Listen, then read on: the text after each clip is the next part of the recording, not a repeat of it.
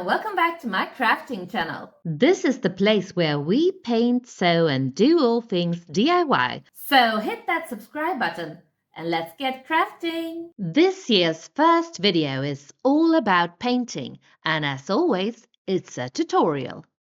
My nephew has two adorable budgies, and I'll be using a photo of them as my reference. But remember, you can use this exact method for any subject you like. And don't be discouraged if it looks difficult. I am using a carbon paper transfer technique that makes the process so much easier. It's perfect if you find freehand drawing a bit tricky, or if you just want to ensure your proportions are 100% accurate.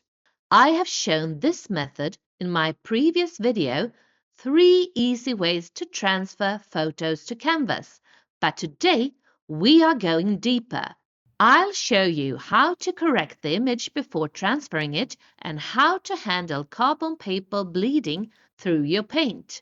Of course, you will also see the entire painting process, how I choose colors, shading, and my use of brushes and a sea sponge.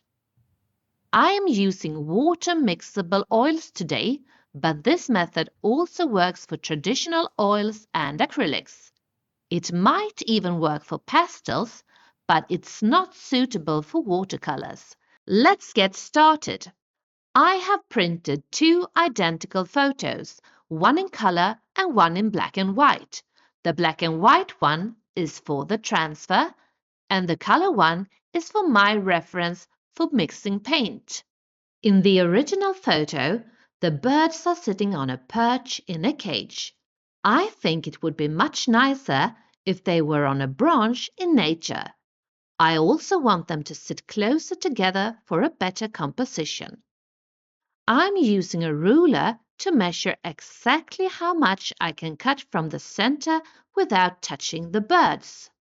I mark small dots and draw lines with the ruler to ensure a straight cut.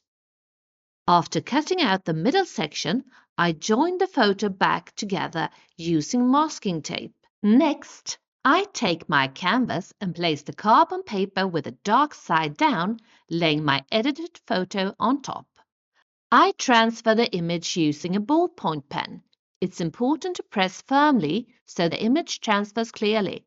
You don't need to trace every single detail, but for perfect proportions, you should include all contours and essential parts.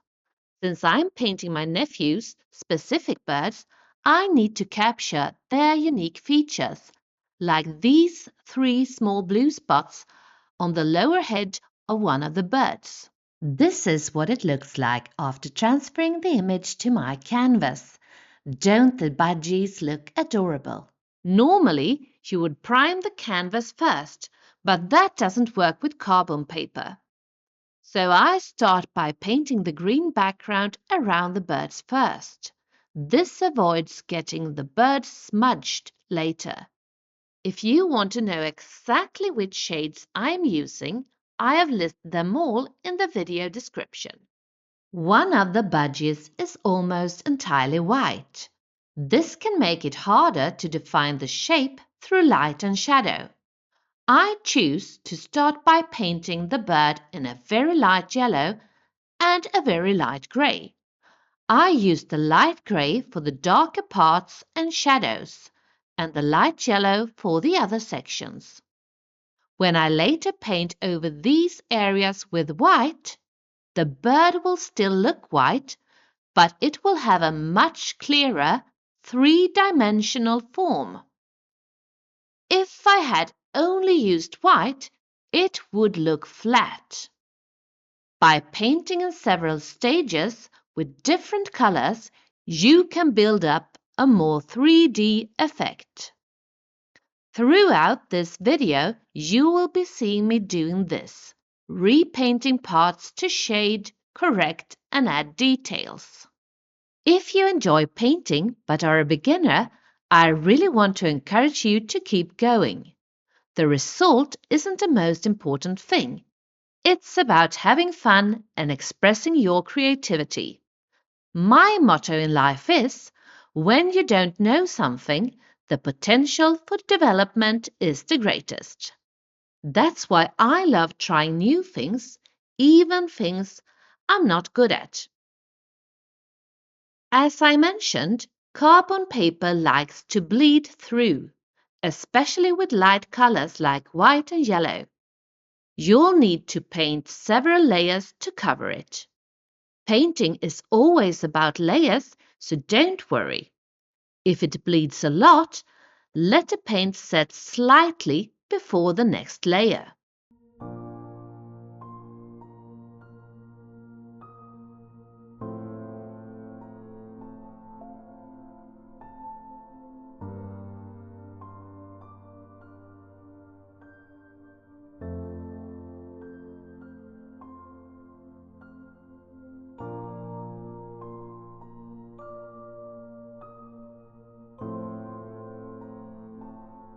The bluebird has beautiful streaks in its feathers.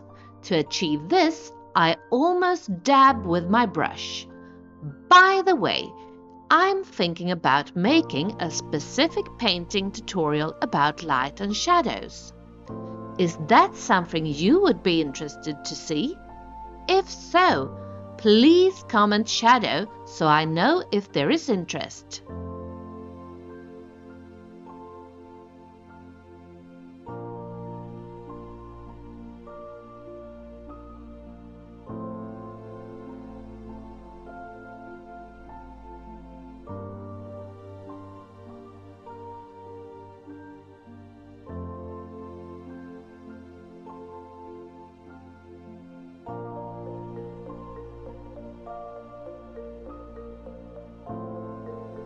Now I'm adding black to the bird's eyes. Later, I'll add a tiny white dot.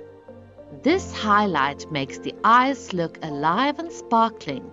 Without that little dot of white, the birds would actually look quite angry.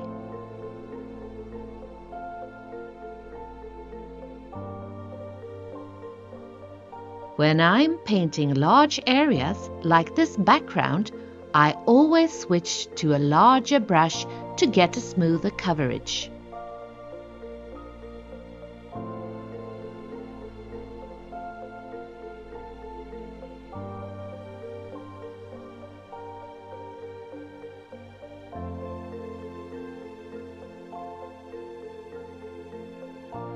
In the end of this video, I will give you a little hint about an upcoming project. I'll show you some materials I'm planning to use. Leave a comment if you think you know what I'm going to create.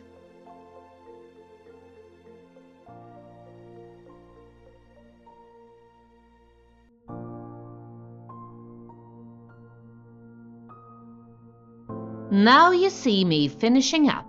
I go over all the final details like the claws, the eyes and the beaks. And for all the small details, I'm using a very small brush.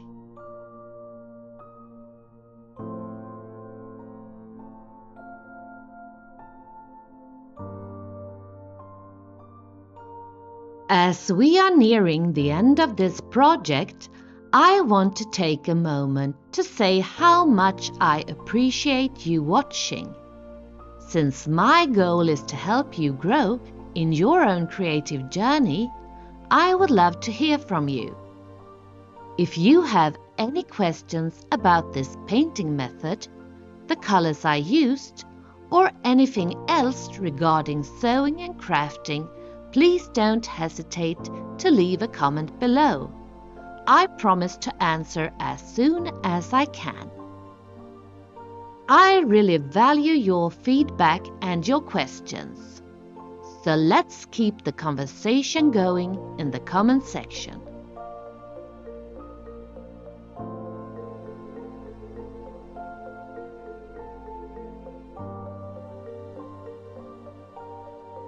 Finally, I finished a background. I mixed different colors with a brush first, then use a sea sponge to dab on colors, making the background look softer and slightly out of focus. Now, let's see the final result.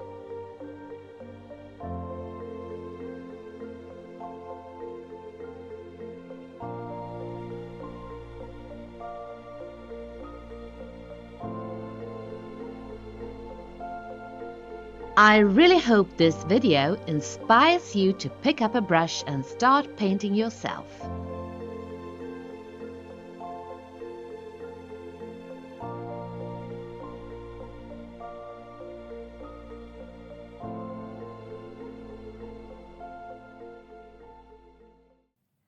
That was all for today, but I really hope you liked this video, and if you did, please consider to like, share and subscribe, and don't forget to click that notification bell so you don't miss any upcoming content on my channel.